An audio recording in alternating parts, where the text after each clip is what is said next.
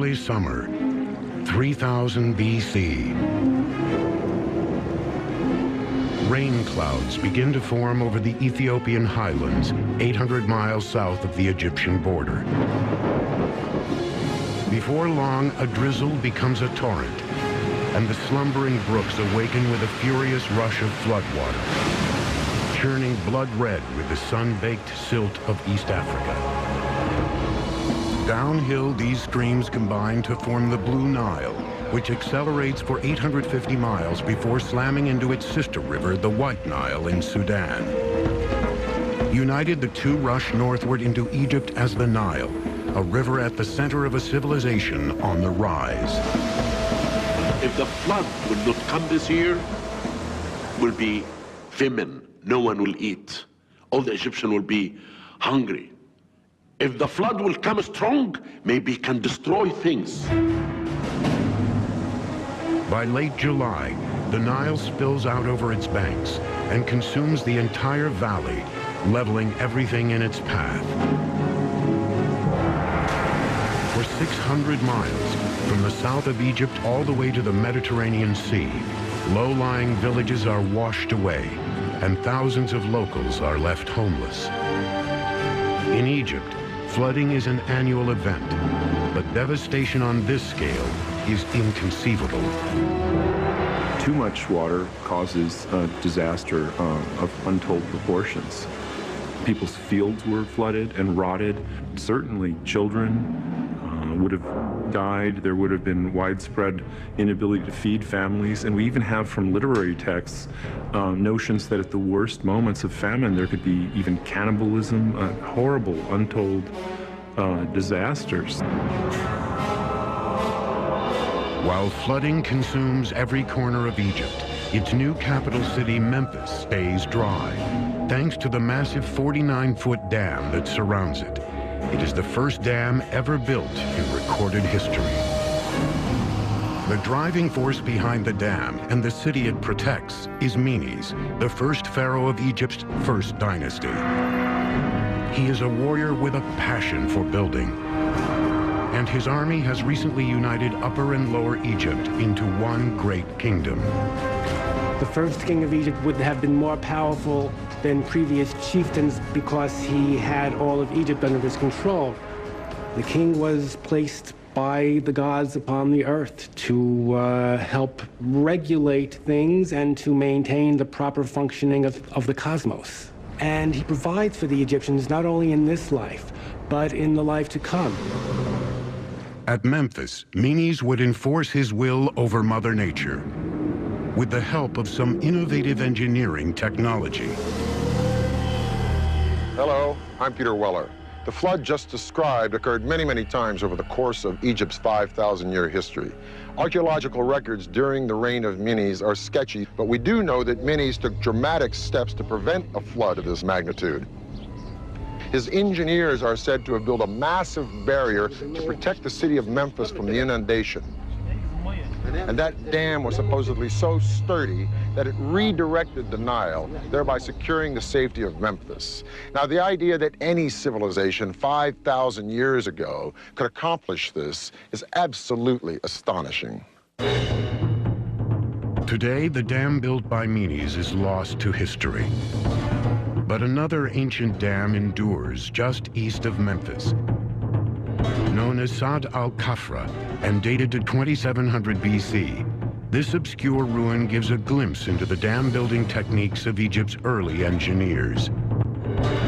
It consisted of two massive stone walls standing 35 feet tall, still 15 feet shorter than Menes Dam. Each wall was 80 feet thick at its base and 40 feet thick at the top.